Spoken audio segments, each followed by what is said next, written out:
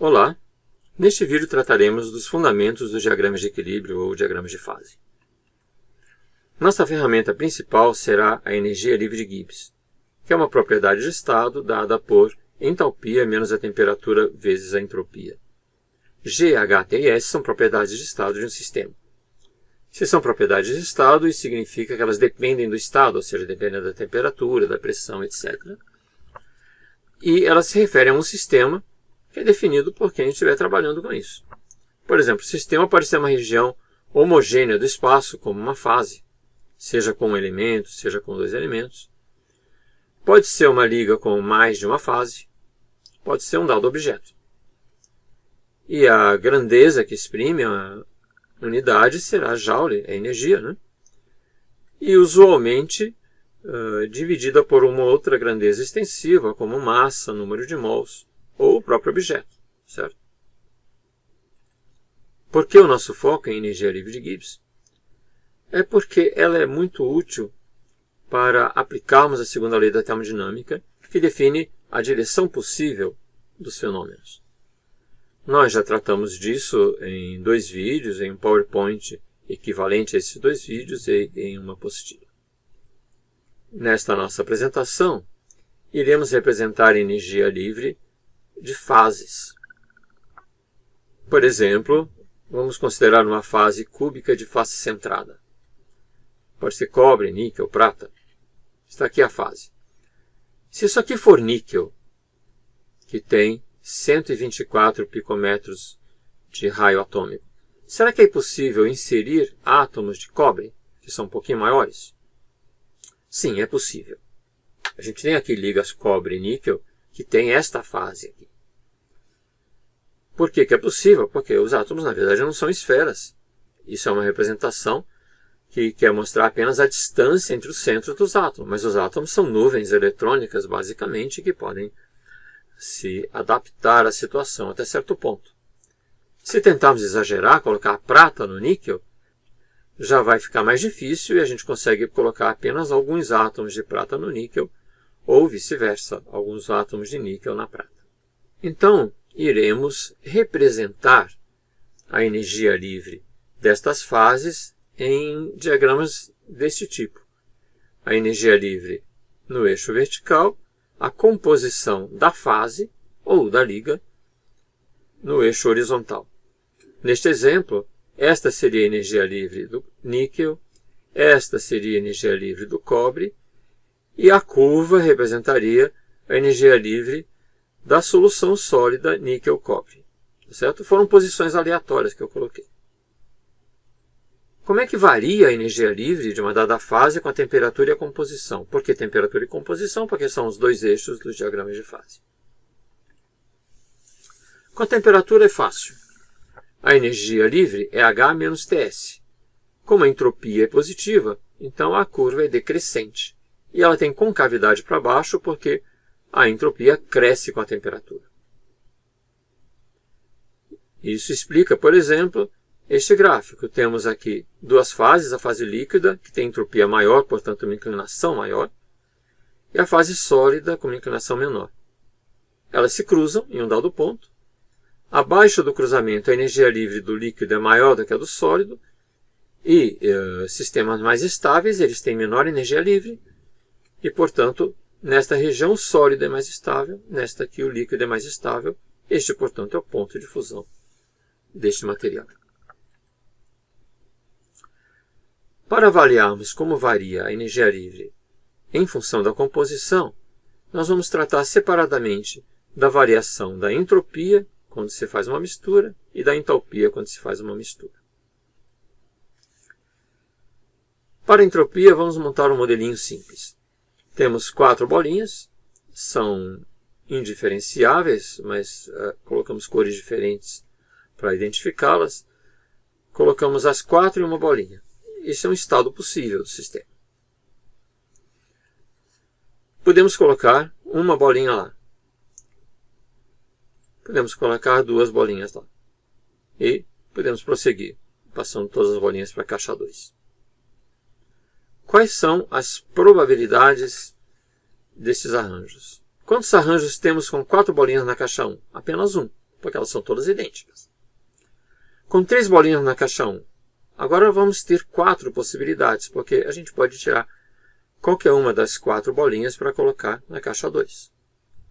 Com 2 bolinhas na caixa 1, temos agora 6 possibilidades, porque podemos tirar diferentes pares de bolinhas. E assim por diante. Então, quantos arranjos diferentes nós temos? 16. Então, qual é a probabilidade de 4 bolinhas na caixa 1? 1 sobre 16.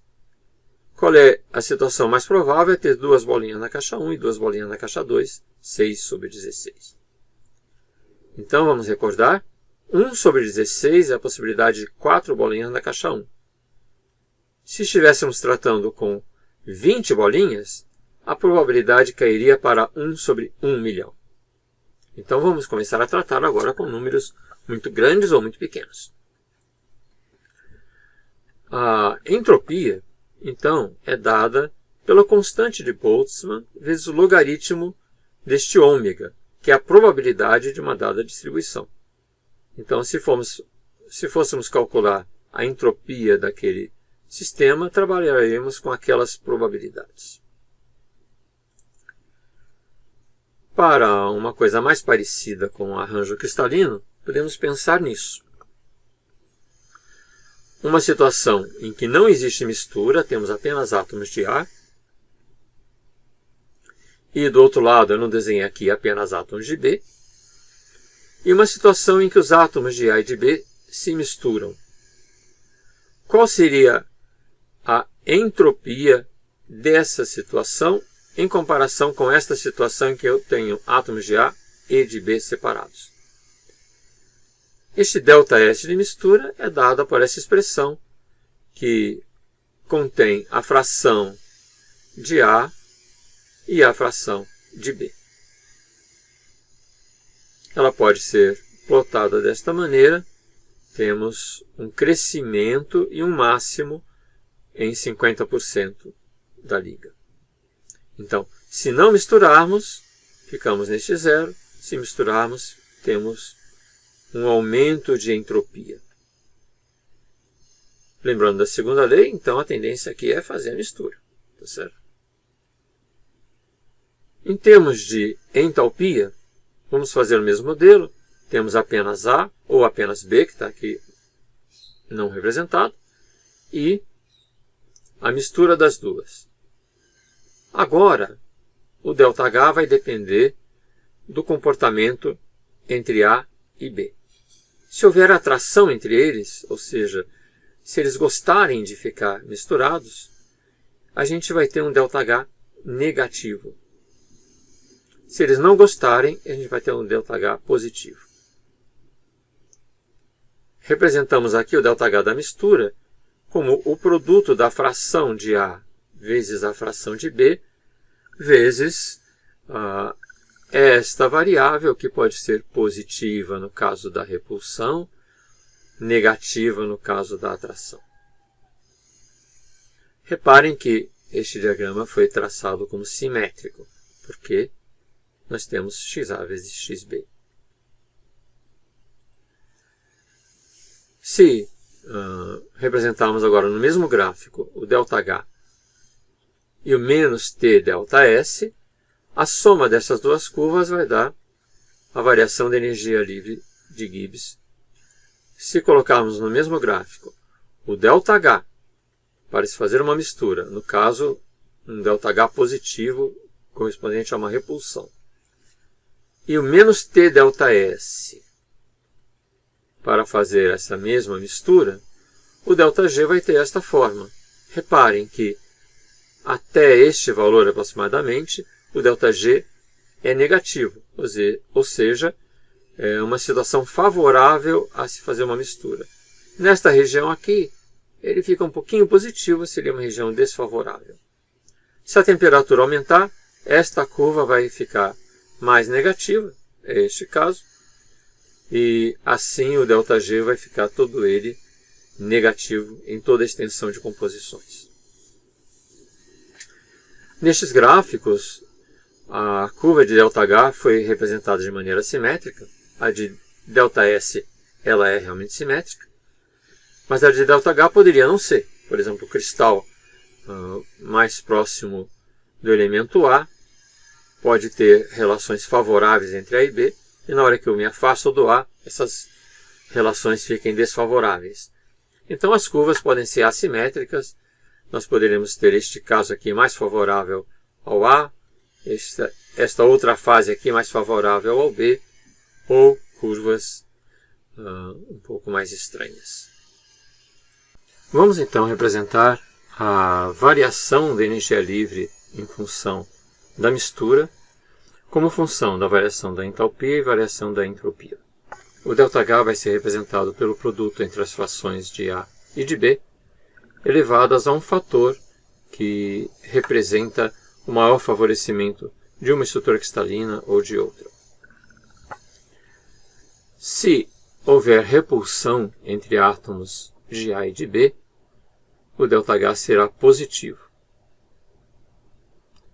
Se houver uma atração entre eles, o ΔH será negativo. E ele não precisa ser simétrico em relação ao centro e pode se deslocar dependendo do tipo de estrutura cristalina que está sendo considerada. Certo? Vamos diminuir um pouquinho. Menos T ΔS. Essa curva é simétrica, ela depende apenas das quantidades de A e de B. E, como tem o menos T, ela vai ser função da temperatura de maneira bastante forte.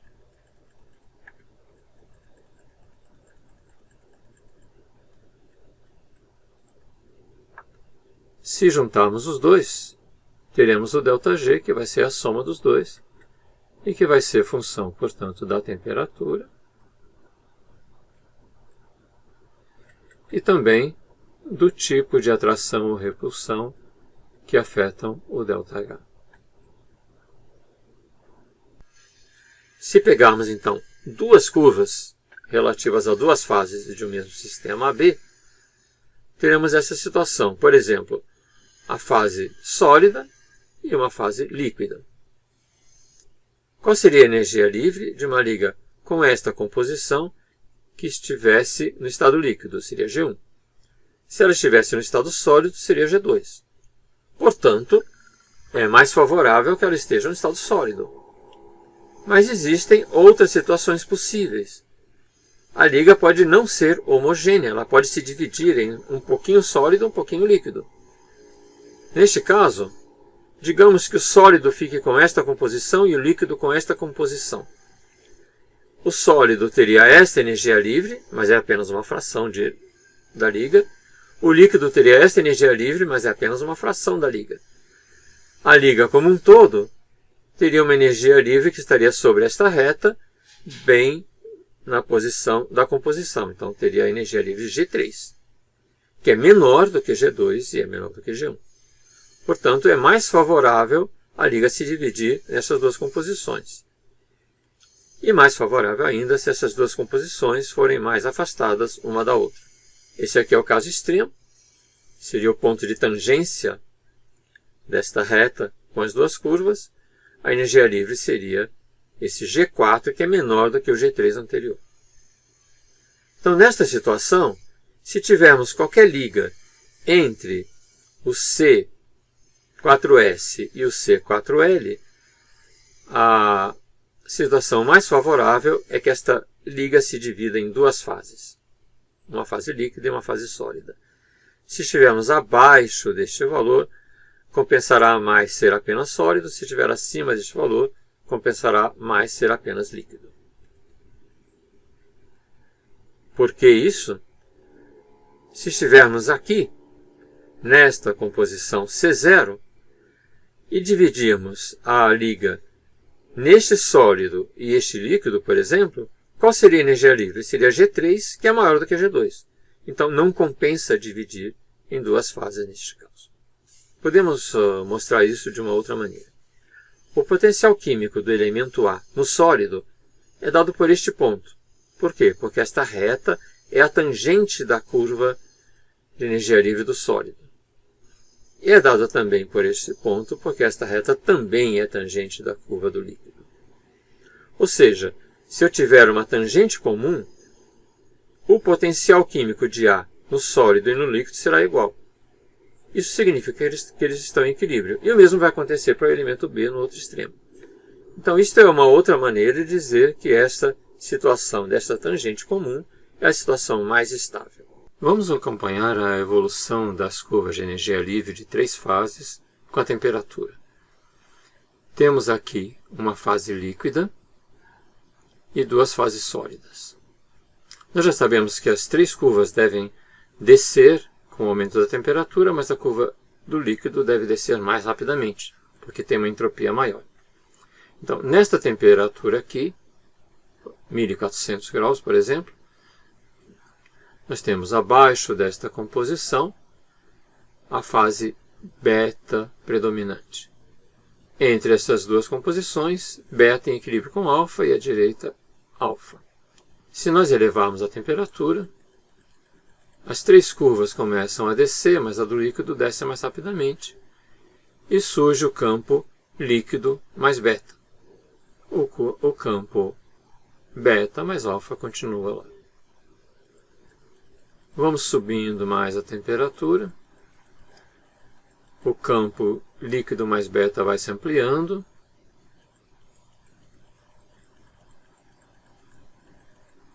Até que a gente chega a uma temperatura em que temos uma tangente comum às 3 curvas, temos o equilíbrio entre líquido, beta e alfa. Se continuarmos a subir a temperatura,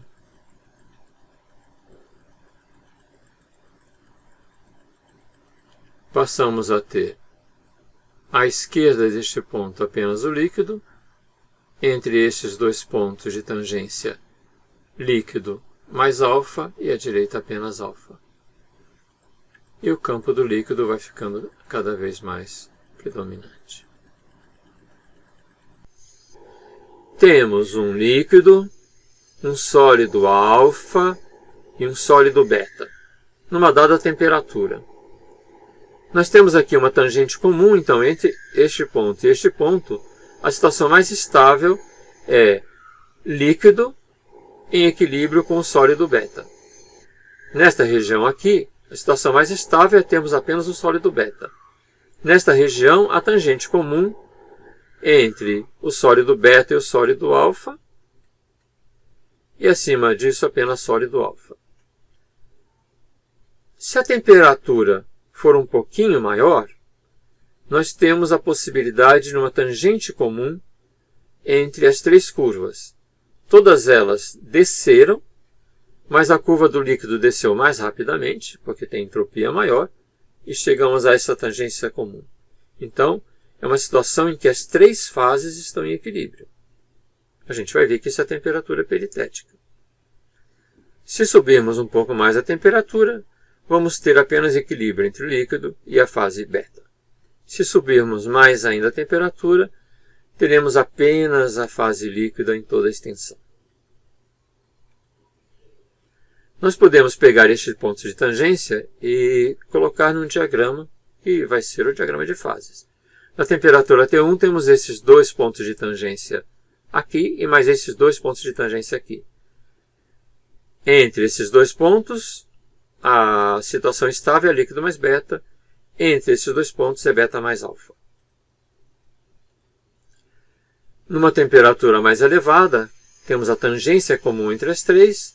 Então, temos uma região na qual a situação mais estável é o equilíbrio entre as 3 fases. Numa temperatura mais alta, temos estes 2 pontos de tangência e a região entre elas corresponde ao equilíbrio entre líquido e alfa. Finalmente, numa temperatura ainda mais alta, não temos nenhum ponto de tangência comum e o líquido é a fase estável em toda a extensão do diagrama. Se unirmos estes pontos, obtemos um diagrama. À esquerda destes pontos aqui, temos sempre líquido. À direita destes pontos aqui, temos sempre alfa. Entre esses duas curvas, temos líquido mais alfa, aqui temos beta mais alfa, aqui temos líquido mais beta, aqui temos as três fases.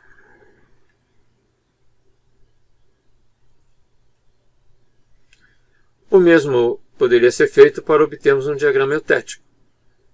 Em uma temperatura elevada, T1, teríamos estes dois pontos de tangência aqui, entre alfa e líquido, uma região de líquido, dois pontos de tangência entre líquido e beta. Está aqui. Alfa, alfa mais líquido, líquido, líquido mais beta e beta. Na temperatura eutética, T2, temos uma tangente comum. Corresponde a isso. Abaixo de T2, temos a tangente comum entre alfa e beta. Estamos neste campo aqui. Muito obrigado.